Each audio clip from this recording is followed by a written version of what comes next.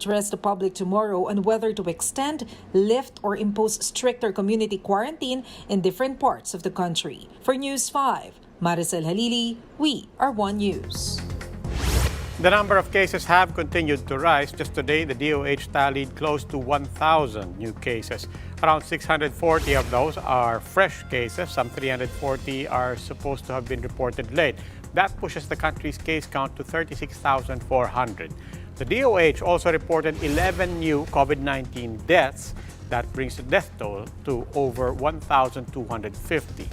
With 270 new recoveries also recorded today, we now have close to 10,000 Filipinos who have gotten better from COVID-19.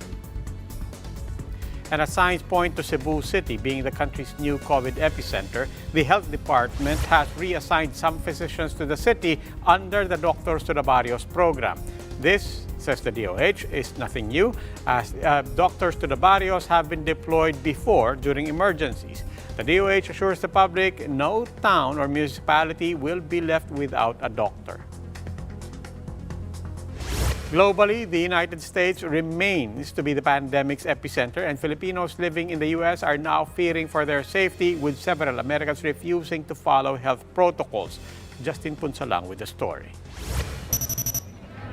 Filipinos in California are alarmed. Cases in the U.S. have been spiking non-stop. Johns Hopkins University data shows that the U.S. is still the epicenter of the pandemic with 2.5 million cases. California is the second state with the most number of infections at 215,000, just second to New York's 392,000. And with California housing the largest Filipino population at 1.6 million as of 2018, Pinoys there fear for their safety, as some Americans remain stubborn, resisting health protocols like the wearing of face masks and social distancing. Ang daming hindi nakamaskara, and they're not even screening those people. They just let them go around.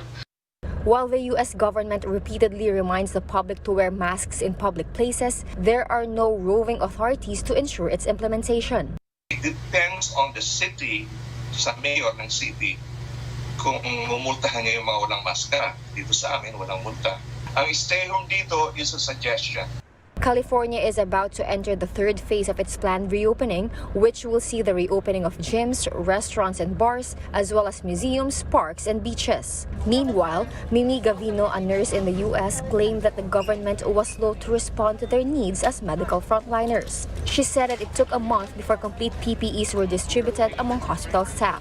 But Gavino said California polished its health policies and protocols in hospitals, which now requires medical staff to undergo swab testing. Walang cohesiveness lahat ng ospital, and then we start talking about it. We nurses start talking about it, na ganun ang gagawin. So parang naging standard na. The state is also conducting free mass testing via drive-through laboratories. Treatment for COVID-19 is also covered by their health insurance. If a person does not have an insurance, the government will shoulder the expenses for the treatment. For News 5, Justine Punsalang, we are One News. Some government-sponsored trips for stranded individuals have been suspended after authorities observed an uptick in COVID-19 cases. Presidential spokesperson Harry Roque said the IATF has halted the transport to Cebu, Mactan Islands, Western and Eastern Visayas, as well as to the Caraga region. For areas not covered by this announcement, a new protocol will be rolled out. According to IATF Chief Implementer Carlito Galvez, PCR testing may now be mandatory. We will submit our protocol this coming Thursday. Kasama po sa mga consideration doon is possibly ikakandak na po natin ng PCR test doon po sa receiving end ng LGU. Yung mga LG po na walang capability, ang national po ang magkakandak po ng PCR. We'll pause for a short break, but when the big story returns, despite the green light, some UV Express drivers are sitting out the restarting of their operations as passenger demand remains very weak. And the health crisis, as well as stringent tax regulations, are forcing some POGOs to flee the Philippines. The stories after the break.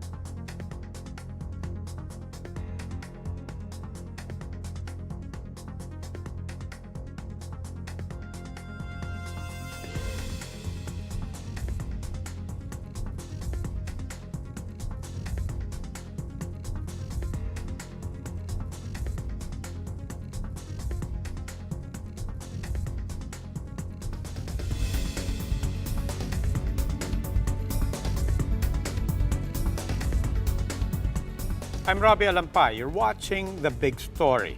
UV Express units have been given the go signal to continue operations, but some drivers are not so excited to hit the road again as they expect profit to be slashed by half. Gerard de la Peña with the story. It took more than half an hour before this van left from its depot along Ortigas Avenue extension in Cainta, Rizal, as passengers are far and few in between. Okay, kasi makakapasok na ako sa aking papunta sa work ko ngayon. Ang ano lang nga, yun nga lang matagal lang yung pagdating ng mga passenger. So waiting lang din kami para lang mapuno itong van. Meanwhile, UV drivers in Antipolo City are expecting a reduction in profit as their capacity was reduced in half. A van that can normally ferry 18 passengers is now only allowed to take in 9. That's why not all of the more than 30 drivers that ply the Antipolo-Ayala route decided to go out today. Eh, siyempre nakikiramdam pa yung iba eh. At saka yung iba naming unit, hindi pa na i-inspection ng maigi. UV drivers say they are implementing the safety protocols that the LTFRB prescribed. There are temperature checks, foot baths, and information gathering for contact tracing. Vehicles also undergo disinfection before and after trips. So far, there are 47 operational routes for UV Express units, and more will be opened in the coming days. Other UV drivers and operators made a plea to the government to allow them to operate soon. Ang hiling lang namin sana matulungan kami makabiyahe kasi mag-aapat na buwan na kaming bakante. Some traditional jeepneys, on the other hand, may only start mounting trips either on Thursday or Friday. Operators fear transport authorities ultimately want them phased out. Palagay ko baka naloloko na rin tong LTFRB sa DOTR sa mga decision making nila para sa amin. At yan yung sinasamantala lang talaga nila yung COVID-19 para tanggalin na kami. But for the Transportation Department, this is fake news. Hindi po totoo na sinasabay namin yung modernization program sa pandemya. Kasi in fact, nauna kami sa pandemya. 2017 pa po yung PUV modernization program. Libiran notes that jeepney drivers may acquire modern units until December this year. The Transportation Department is denying allegations that it is taking advantage of the pandemic to railroad its controversial PUV modernization program. In an interview with One News Agenda, DOTR Assistant Secretary Mark De Leon said the health crisis simply revealed why transportation in the Philippines badly needs an upgrade. We have been doing this since 2017. Na-highlight lang siguro, Sir Sito, today in this pandemic because the same policies of public transportation, an efficient, safe, reliable public transportation is very much needed during these times of quarantine, during these times of pandemic. The same policies on modernization, the same policies on improving public transportation is being applied. The DOTR, meanwhile, noted low passenger demand even in high-density areas such as Makati and Ortigas business districts. On average, De Leon said buses are seeing about 25% of their normal passenger load, although they are allowed to carry 50% of the vehicle's total capacity. I think that is caused by a multitude of factors, Sir Sito. Some of the employees are already working from home, and some still has limited operations. So the expected volume of passenger demand is not there yet. Meanwhile, government agencies are wrapping up efforts to finish the modified bus lanes along EDSA. So far, 10 out of the 16 new EDSA bus stops are ready for operation. These bus bays will serve as pick-up and drop-off points for the EDSA Carousel route. And these are the other big stories today. Malacanang is warning delinquent POGOs to shape up or shut down. This comes after PAGCO reported that some of these companies are already leaving the country amid tax issues with government. PAGCO says it is expecting a string of POGO shutdowns, and this could affect some 30,000 Filipino workers. Meanwhile, at least 100 people were arrested at a high-end bar in Makati for allegedly violating community quarantine protocols against mass gatherings. The Makati police said they conducted the raid after some of the partygoers uploaded live videos on social media. Among those arrested, some foreign nationals and TV host Casey Montero. Based on the new guidelines, allowed yung dining, but then still there must be an utmost observance of social distancing. So naka-provide naman doon na allowed na yung dine-in, but still we adhere to the protocol of social distancing. Meralco is assuring customers they have until August 31 to pay their bills before disconnection notices are released. Consumers who partially pay their bills are exempted from disconnection. Meralco is also open to extending the deadline for those who have yet to pay their dues. The Ilocos region is opening up its tourist spots and businesses, but only for locals. This is as they try to revive domestic tourism. Mayan Los Baños tells us more. Tours exclusively for Ilocanos. This is now the region's strategy as they start to reopen tourism after being classified as a low-risk area. This means only Region 1 residents are allowed to visit neighboring provinces. Senator Amy Marcos said they're experimenting unlimited bus tours that allows online booking. They will pick a route from the tour that will traverse the provinces of Ilocos Norte, Ilocos Sur, and La Union. There's also an option to include the Cordillera region as cases in the area remain low. Hihinto lang sa isang designated restaurant or tourist spot, doon lang sila bababa. The rest of the time, nasa loob lang sila ng bus, naka-social distancing, at may pagkain na rin doon. Marcos explains it is important for the region to reopen tourism businesses as many depend on it for livelihood. Local officials, though, are taking extra precautions to avoid COVID-19 transmission. The Tourism Department encourages the reopening of domestic tourism. As for international tourists, the DOT is looking to roll out travel bubbles, which will allow foreign tourists from countries with low infections to fly straight to Philippine destinations. We are looking at from their country up to an eye to let's say Boracay or Bohol, na pwede na tayo magka-travel bubble or travel corridor. So at least hindi lang tayo limited to domestic tourism but international tourists as well. In 2019, the DOT said the international tourist arrivals went up to as high as 8.26 million. But this year, the country has already experienced a 60% loss in the tourism industry due to the health crisis. Reporting for News 5, Mayan Los Baños, we are One News. Coming up on the big story, ABS-CBN's woes keep piling up. This time, the NTC wants the media giant to stop airing on TV+. And the crew and passengers of Liberty 5 are still nowhere to be found as strong waves and reduced visibility are hampering rescue efforts. These stories when we return.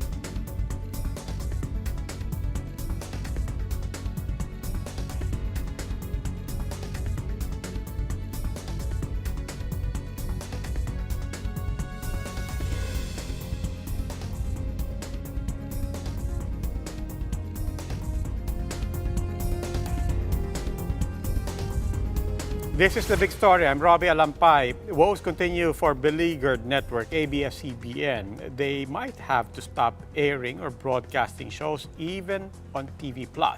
Ria Fernandez tells us why. House lawmakers hit the National Telecommunications Commission or NTC for allowing ABS-CBN to still air through TV+ despite its expired franchise. This, according to Solons, violates Congress's powers. Habang naghihiring tayo, ngayon po itinigil ng NTC, sinidio ang ABS-CBN. Ngayon naman naghihiring tayo, pinayagan naman niya yung paggamit ng ere patuloy sa Digibox.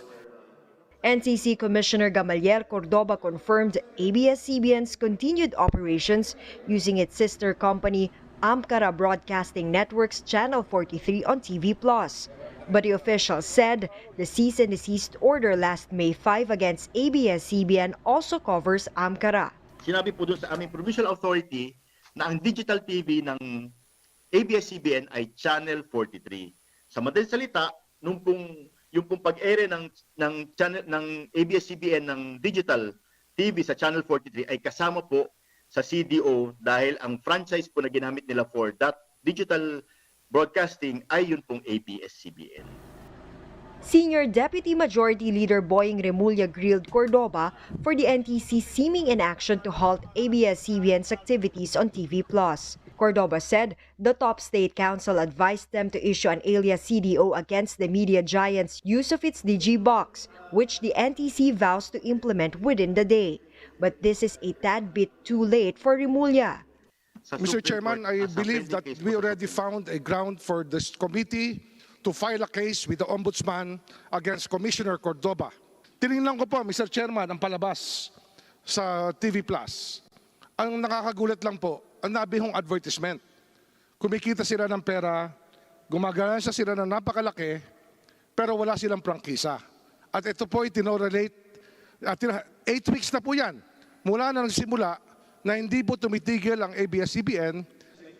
ABS-CBN President and CEO Carlo Katigbak clarified they're only block timers in TV+ after all their Amcara shares were sold. Pag pinutulan po natin yan, that's almost 55 million people that will lose access to their entertainment, their news and information. So sana po, ang api po namin sa Kongreso is in the spirit of fairness, please consider that you have allowed other companies to operate before. Deputy Speaker Dante Marcoleta meanwhile thinks the NTC chief must resign after allowing ABS-CBN to broadcast through Sky Cable's digital wireless service, whose franchise expired too, as confirmed by the regulatory body. For News 5, Ria Fernandez, We Are One News. The Philippine Coast Guard will continue looking for 14 Filipinos who went missing after their fishing boat collided with a foreign cargo vessel. They have suspended search and rescue operations for the evening due to reduced visibility in the coastal area. Lynn Olivario has details. This is what the Filipino fishing boat Liberty 5 looked like after it collided with the Hong Kong-flagged cargo vessel MV Vianawood in Cape Calavite, 15 miles off Occidental Mindoro. It was around 1 a.m. on Sunday, June 28, when the incident happened. Carrying 4,300 tons of fish, the Liberty 5 was en route to Navotas from Cagayan de Tawi-Tawi Island. Its company, Irma Fishing and Trading, was expecting the vessel to arrive 10 a.m. last Sunday. Kinonfirm namin dyan sa Peaceport, negative, wala siya dyan. Nagtaka kami ngayon, ba't walang report? Their other vessel, FB Waki, which was on its way to the fishing ground, was notified after fishing containers were seen floating in the area. Doon niya nalaman, o doon niya nakita, yung isang kahoy na ang nameplate ay nakalagay ay Liberty 5. The company was able to locate the vessel, but its 14 passengers, including 12 fishermen, were nowhere to be seen. PCG spokesperson Arman Balino said they have already deployed 2 air assets, an Islander plane and an Airbus helicopter, as well as their floating assets like BRP Boracay for the search and rescue operation of the 14 missing persons. Malawak na nga yung search and rescue area na ginagalawan ng ating mga floating assets at saka ating aeroplano, pero wala pa rin pong nakikita at nagbigay na rin po tayo ng notice to mariners sa lahat ng mga vessels dun sa area na kung sakaling makita nila, i-report po kaagad sa Philippine Coast Guard. Balilo is now questioning the conduct of the MV Vienna Woods captain and its crew after the collision. Ang mabuti lang dito ay hindi sila umalis. Ang hindi ko lang maintindihan, Marian, kung bakit hindi nagkaroon ng rescue operation. Hindi ba nila nakita kagad yung mga tao? Naghagis man lang ng live ring o kaya binaba yung mga maliliit na boats. The MV Vienna Wood reached Batangas at around 12:30 p.m. this afternoon. Its crew and captain will undergo questioning. Meanwhile, Irma Fishing and Trading has gotten in touch with the families of their missing crew personnel and has assured them of continuous search and rescue efforts. Their legal counsel has also filed a marine protest. Annie Baboyok, live-in partner of one of the missing crew members, couldn't help but get emotional while fervently praying that her partner is still alive. Ako po, sa yun kinakabahan. Pero yung sa akin po, kasi may anak kami, may mga pangarap, ma'am. Yung sa akin lang, sana nangarap pa din ako na sana napadpad lang sila sa isla. For News 5, Lynn Olivario, We Are One News. Let's take a quick look at some of the world's big stories. The global tally of COVID-19 infections has now breached the 10 million mark. That's according to the Johns Hopkins University. There are also 500,000 deaths worldwide. The grim milestone was reached after a number of governments eased restrictions. At least 7 people were killed after gunmen attacked the Pakistan Stock Exchange on Monday morning. 4 gunmen fired indiscriminately when they entered the building. The fatalities include all the attackers, security guards, and a policeman. And Mark Zuckerberg has lost more than $7 billion in personal value as more companies are boycotting Facebook ads. According to Bloomberg's Billionaire Index, the Facebook founder now has a net worth of $56 billion. Zuckerberg now ranks 4th behind Amazon founder Jeff Bezos, Microsoft founder Bill Gates, and Louis Vuitton CEO Bernard Arnault. Miley Cyrus, Coldplay, Justin Bieber, and other international music artists are headlining a streamed fundraising concert on Saturday. Jointly initiated by the European Commission and the advocacy group Global Citizen, the 2-hour concert aimed to raise billions of dollars in pledges. The money will be used to fund COVID response in vulnerable and marginalized communities. Here's a sneak peek into the globally televised Global Goal Unite for Our Future concert.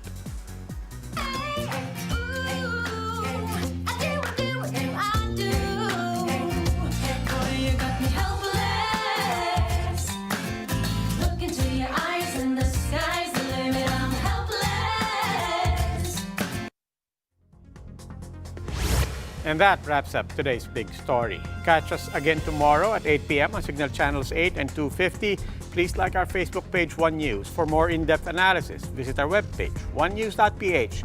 You can also catch One News on the Signal Play app. Register for a free account now at signalplay.com and stream One News live anytime, anywhere. I'm Robbie Alampay. We are One News. Good evening.